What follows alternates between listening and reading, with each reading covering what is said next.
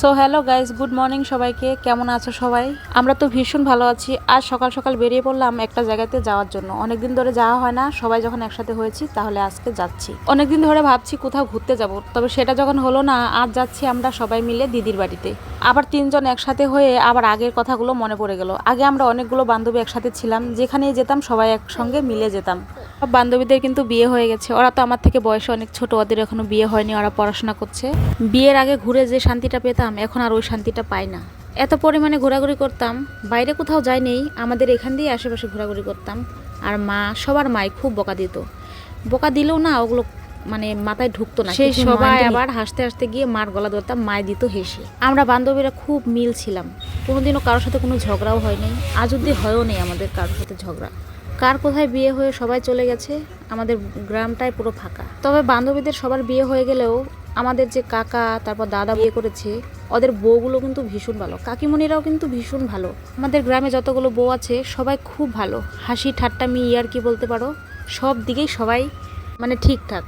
আমার তো সামনেই বিয়ে হয়েছে, আমাকে দেখলেই বলবে কবে এসেছো আমাদের বাড়িতে যেও, এত করে বলবে, না গেলে ওরা পুরো রেগে যায়। সবার সাথে দেখা করতে হবে। আর কাকিমণিরা বলো, বৌদি বলো, সবাই আসবে আমার সাথে কথা বলবে। ওদের বাড়িতে গেলেও কিন্তু ওরা ভীষণ খুশি হয়। সত্যি সবাই সবাইকে খুব সুন্দর মানিয়ে নিতে পেরেছে, তার জন্যই ওরা কিন্তু খুব ভালো আছে। মেয়েরা মানিয়ে নিতে পারলেই ভালো, না মানিয়ে নিতে পারলেই কিন্তু খারাপ। তবে কিছু কিছু মেয়ে মানিয়ে নিতে নিতে তার জীবনটাই পুরো শেষ হয়ে যায়, না কাউকে বলতে পারে, না কাউকে কিছু জানাতে পারে, পুরো জীবনটা তিলে তিলে শেষ হয়ে যায়। আমিও একটা মেয়ে, আমাকে অনেক মেয়েরাই কিন্তু ওদের কাহিনীগুলো বলে। সবাই আমাকে সব কিছুই কিন্তু শেয়ার করে, তবে যেটা সত্যি ওটা তো বলবেই। তবে আমি মিথ্যা কথা বলা একদমই পছন্দ করি না। যদি উল্টোপাল্টো কিছু বলে, সঙ্গে সঙ্গে আমি প্রতিবাদ করে দিই। আমাকে ভালোবাসুক না বাসুক সেটা আমার কিছু আসে যায় না। কারো মেরে খাচ্ছি না, শুধু উচিত কথা বলছি, বাস এতটুকুই। উচিত কথাগুলো বলি বলে অনেকের কাছে আমি ভালো না, ভালো প্রমাণ করতে যাবও না কখনো। একজন যদি আমায় কিছু বলে, সেটা আমি 10 বার ভাববো কথাটা আমাকে ভালোর জন্য বললো না খারাপের জন্য বললো। বিয়ের আগে যদি আমাকে একজন ভালো কথা বলতো, আমার নিজের লোকেরা, আমি খুব রেগে যেতাম। মা বলতো, এত তাড়াতাড়ি রেগে যাস কেন, একজন একটা ভালো কথা বললে কথাটা ঠান্ডা মাথায় ভেবে দেখ, তোর ভালোর জন্যই কিন্তু কথাটা বলেছি। ঠিক সেই কথাটাই বিয়ের পর আমার বড় মুখ থেকে শুনি, পাগলি, তোমাকে যেই যা বলুক না কেন ঠান্ডা মাথায় ভেবে চিনতে কথার উত্তর দেবে। তারপর অনেক কিছু ভাবলাম, অনেক কিছু শিখলাম, কে আমাকে ভালোবাসে কে বাসে না সবকিছুই এখন কিন্তু আমি বুঝতে পারি। কারণ আমি তো একটা মানুষ, গরু ছাগল বাড়িতে পুষলে না ওরাও ডান বাঁচিনি, তাহলে আমি কি বুঝবো না? সব বুঝি। তবে তাদের ভালোবাসার দরকার নেই, 2-4 জনের ভালোবাসা না পেলেও চলবে, সবাই তো খুব ভালোবাসে, তাই না? তোমরাও তো অনেক ভালোবাসো, আমিও তোমাদেরকে খুব ভালোবাসি। ওই 2-4 জন আমাকে ভালো না বাসলেও তাদের খারাপ কখনো চাই নেই, আর চাইবো না, তারা যেন খুব ভালো থাকে। সব থেকে বেশি যে ভালোবাসে সে হচ্ছে আমার বড়, ও তো আমার পাশেই আছে সব সময়। আর তোমরাও তো ভীষণ আমাকে সাপোর্ট করছো, আমার তো খুবই ভালো লাগছে। আর এই যে ভিডিওগুলো যে দিচ্ছি, ভিডিওগুলো না দিলে ভালোই লাগছে না, তার জন্যই কিন্তু আবার ভিডিও করা শুরু করে দিয়েছি। ভিডিও তো আমি অনেক দিন ধরেই করছি, ভিডিও না করলে আমার ভালোও লাগে না। সেদিন যদি আমি ভিডিও না করি, আমি মন খারাপ করে বাড়িতে বসে থাকি, তাহলে আমার বর আমাকে বলে, তোমার ভিডিও কি হলো, ভিডিও করছো না নাকি? আমি বরকে বলি, আমার এই ভিডিও দেখবেই কে, কোথাও ঘুরতেও যায় না, শুধু বাড়িতেই থাকে, এই ভিডিও কেউ কি দেখবে? কেউ দেখবে না।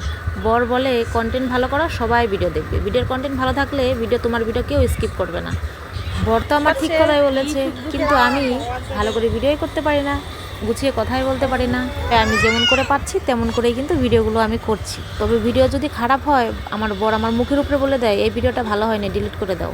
আমি বলি, আমি এর থেকে ভালো করে আর পারবো না। আমার বর বলে, থাক তাহলে, তোমাকে দিয়ে আর হচ্ছে না। নিজের লোকে সবসময় সত্যি কথা বলবে, মিথ্যে কথা কখনোই বলবে না। আচ্ছা, ভিডিওর মাধ্যমে তোমাদের একটা কথা বলছি, আমি যে ভিডিওগুলো করছি, ভিডিওগুলো কি তোমাদের ভালো লাগে না লাগছে না, অবশ্যই কিন্তু কমেন্ট করে জানাবে। আমি কিন্তু আগের ভিডিওতেও বলেছি যে কোনো কিছু যদি আমাকে খারাপ দেখো, ভিডিওর মাধ্যমে অবশ্যই কমেন্ট করে আমাকে জানাবে।